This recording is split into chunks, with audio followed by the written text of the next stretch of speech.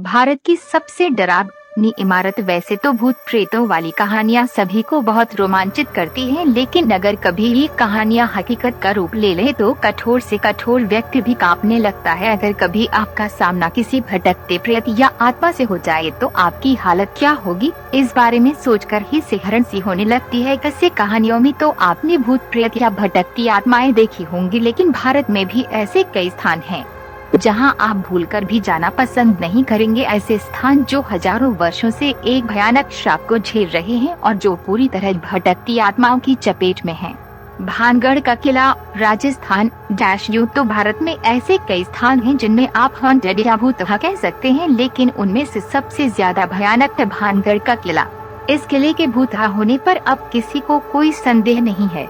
वैसे तो ये एक पर्यटन स्थल है, लेकिन सरकार की ओर से भी यहाँ अंधेरा होने से पहले पर्यटकों के चले जाने की चेतावनी जारी कर दी गई है। लोगों का मानना है कि बहुत समय पहले यहाँ रत्नावती नाम की बहुत सुंदर राजकुमारी रहती थी, जिस पर काला जादू करने वाले तांत्रिक की कुदृष्टि थी। तांत्रिक ने अपने जादू से राजकुमारी को अपने वश में कर उसका शारीरिक शोषण किया, लेकिन एक दुर्घटना के चलते उस तांत्रिक की मृत्यु हो गई और आज भी उस तांत्रिक की आत्मा वहीं भटकती रहती है। तांत्रिक के श्राप के अनुसार वे स्थान कभी भी बस नहीं सकता। वहाँ रहने वाले लोगों की मृत्यु हो जाती है, लेकिन उनकी आत्मा को मुक्ति नहीं मिलती। दुमास बीच, गुजरात इस बीच पर हिंदुओं के शवों का दाह संस्कार किया जाता है। यहाँ कई बार असाधारण और हॉरर गतिविधियाँ महसूस की गई हैं। यहाँ आने वाले लोगों को अजीब अजीब आवाजें सुनाई देती हैं, जबकि आसपास कोई नहीं होता।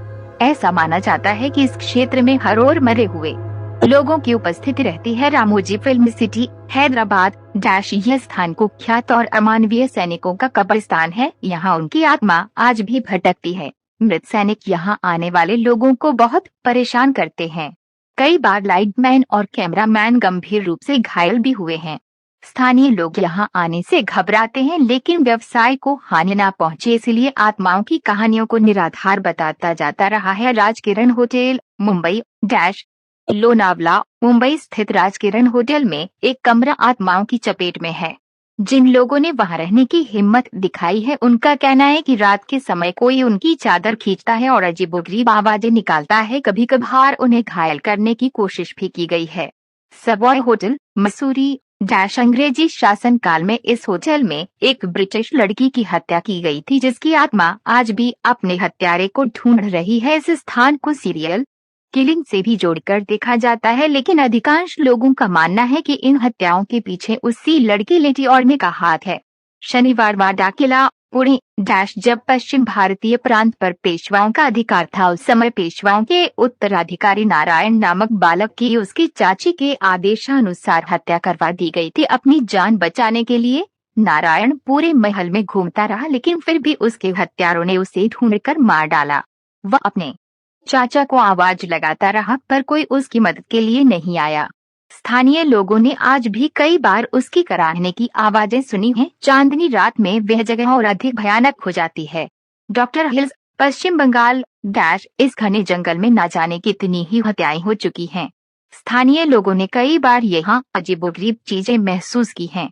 विक्टोरिया बॉयज स्कूल में छुट्टियों के दिनों में हलचल और लोगों की आत्माओं की उपस्थिति दर्ज की गई है। डिसूजा चाल, मुंबई माहिम, मुंबई में स्थित डिसूजा चाल के पास एक कुआं है।